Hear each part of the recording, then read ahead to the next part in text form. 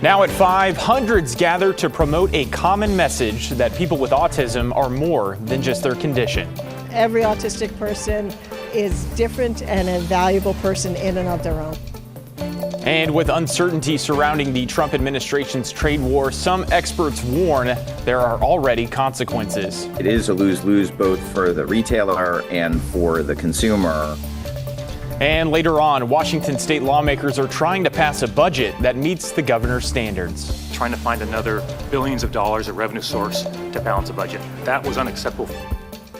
Thanks so much for joining us here at 5. I'm John Adams. April is Autism Acceptance Month, and today the Autism Society of Oregon held their 23rd annual Autism Walk in Portland. Our Celine Stevens was there and spoke with several attendees to learn more. Celine? John, so over 1,000 people were out at Oaks Amusement Park today participating in the walk and other activities, all orchestrated to raise awareness and acceptance of those with autism. The main theme I heard from those I spoke with was that it was a place for inclusivity and community. Autism means that you do something that some people don't do. Sunday morning, Oaks Amusement Park was flooded with families, but this time not for the rides, but for a half-mile walk, part of an event to celebrate those with autism. It is a day of fun and community resources. We have about 40 different community resource tables out here. It's also a way to meet other people in the community because it can be very isolating. Toby Rates is the executive director of the Autism Society of Oregon, the organization that hosted the 23rd annual Autism Walk. She says over 2,000 people attended the event that was complete with fun. Oh, I like the Autism Walk where I got these glasses, this necklace. Hi, I'm Dylan Tran. I like to be into TV. But also inclusive resources and options. We have free noise-canceling headphones available. We have lots of fidgets. We have a sensory booth. We also have a quiet area. Parents telling me they felt at ease surrounded by the supportive community. No one looking at us funny. While we're out here, my son's just being my son. So we're very engrossed in the autism community.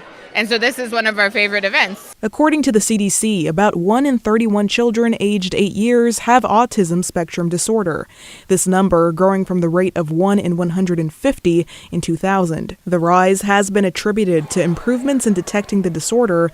However, U.S. Health and Human Services Secretary Robert F. Kennedy Jr.'s recent remarks suggest he believes otherwise. This is a preventable disease. We know it's an environmental exposure. It has to be. These are kids who will never pay taxes. They'll never hold a job. They'll never play baseball. Parents I spoke with say differently. I myself had a child who is non-speaking, who he can work, but he's going to need supports for the rest of his life.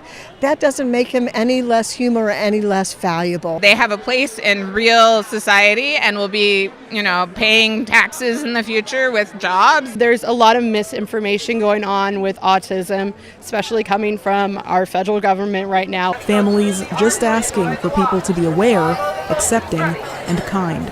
Autism clearly doesn't have a look, so it's an invisible disability. So we want people, if you notice that somebody seems to be doing something a little different, jumping, hand flapping, to not stare, to not be judgmental. It's just to be accepting, look and move on. If you missed this event, there are a few more left. The next ones will be on May 24th in Salem, June 21st in Eugene, and then on July 26th in La Grande. John? A very fun and informative afternoon out there at Oaks Park. Celine, thank you so much for that report. All right, turning now to weather. A little cloudy and cooler for our Sunday afternoon, but we did see some peaks of sun out there as we wrap up our weekend. Meteorologist Joe Ranieri is joining us now. Joe, how are things looking heading into the evening hours tonight? Hey, good evening to you, John. The rest of your Sunday night is going to be pretty quiet, and that's going to be the case going into the early part of the work week. We do have some cloud cover out there, and it's been relatively thick throughout the west side of the state. We'll zoom out a little bit and show you where the real weather has been. You can kind of see along the Oregon-Idaho border near Boise, picking up a little bit of some thunderstorms, and just east of Boise, you're looking at some snow showers, some spring snow showers. The more east you go, that's not going to be impacting us here locally, obviously, or in the Oregon Cascades. But Over the next several hours, we'll be looking at our temperatures dropping down into the mid-50s by 9 o'clock or so, and overnight lows will be dropping down right around the mid-40s. So very pleasant conditions for your overnight hours, and it's going to be pretty pleasant heading into tomorrow as well.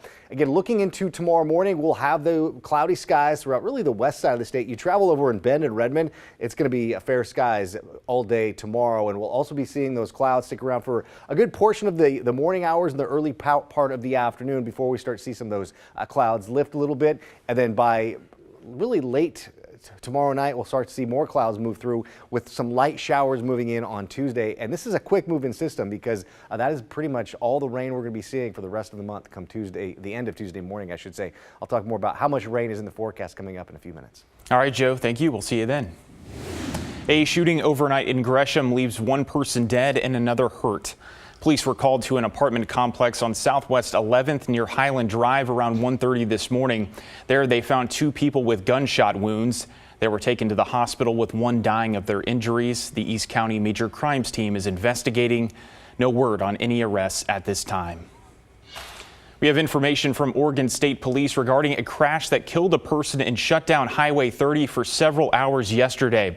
It happened just before 2:30 yesterday afternoon near the Highway 47 junction in Clatskanie. At this point, investigators believe the driver of a Volkswagen, 48-year-old Darren McLeod, crossed into the opposing highway lane and hit a pickup truck head-on.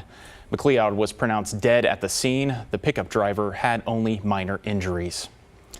A death investigation is underway in downtown Portland after a report of a body found. Officers responded just after 7 this morning and found the body on a grassy area next to I-5 near North Flint Avenue in Tillamook. Portland police ask anyone with information to reach out. And an update today on the trial of a man found guilty of deliberately killing a pedestrian with his car and trying to kill a witness. A judge sentenced Frederick Moore to 17.5 years in prison, the maximum allowed by law. Surveillance video shows Moore in June 2022 waiting for a man to enter the crosswalk before hitting the gas. The crash killed 42-year-old Vincent Timothy. The video shows Moore taking off and then trying to run over a cyclist. Moore reportedly told officers he ran over Timothy on purpose.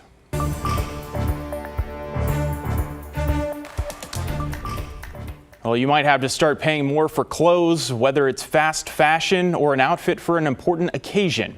Matt Austin has those details. Amid changes at Temu and Shein. It is a lose-lose both for the retailer and for the consumer because it just increases costs on both sides. David Lowranger, a fashion marketing associate professor at Sacred Heart University, breaking down what's happening. The popular e-commerce sites plan, quote, price adjustments due to recent changes in global trade rules and tariffs. They're going to feel it in terms of decreased demand here in the United States, I would think, because you're talking about a price-sensitive consumer. Temu and Shein haven't revealed exactly how much more shoppers will pay. Both are impacted after President Trump ended an exemption from duties on items worth less than $800 and enacted a 145% tariff on most products made in China. This one was a viral TikTok. It's a Sherry Hill. There are also concerns about the potential impact of trades at Dynamite Designs boutique in Wallingford. They're in the midst of the busy prom gown buying season. Dresses come from China, India, and the U.S., and costs might be increasing. Some can be major, some could be about a 20%. Gowns, as well as we supply garment bags for each of our customers too, and that we're even incurring some costs starting, I think, the beginning of next month as well. The president speaking about trade today. I think the tariff plan is doing very well. We're resetting the table. We're going to make our country very rich, very, very rich. It's already happening. The exemption Shein and Temu benefited from was considered a loophole by some. They say it gave some cheap Chinese goods an advantage and allowed potentially illegal and counterfeit items to enter the U.S. Washington lawmakers are passing new taxes and a cap on rent increases in the final hours of this year's legislative session. They have until midnight to pass a balanced budget. Whether the governor will sign the bills is still to be determined. The final proposal calls for just under $9 billion in new taxation. There will not be any furloughs for state employees. The state's so-called rainy day emergency fund will not be drained, And the budget includes $100 million for local governments to hire new law enforcement officers. But how will all of that be paid? The gas tax is expected to go up 6 cents a gallon starting July 1st. Businesses, small and large, will pay higher taxes. The capital gains tax rate is going up, and a new electric vehicle tax that as of now only impacts Tesla is part of the package. Governor Bob Ferguson said he likes this budget better than past proposals because it relies on fewer tax increases. You know, what I've emphasized is a balanced approach. It's a real challenge we have. Appreciate the hard work of the legislature these past 100 days or so. But of course, I'll be taking a close look to see, hey, what stays in the budget and what might need to come out. Ferguson has not said if he'll sign the budget or the limit on rent increases. The House and Senate have passed a bill to cap rent hikes from 7 to 10%, depending on inflation. And we've got a heads up for Max riders. Starting today, TriMet crews will start construction work for 2 weeks along its blue line as part of its East Burnside Max Improvement Project. Crews will replace road crossings, wooden cross ties, and overhead lines that have been in use for decades. For the first week, expect shuttle buses between Gateway and the end of the line, Cleveland Avenue in Gresham. Then 1 week later, bus service will run from 172nd to Cleveland.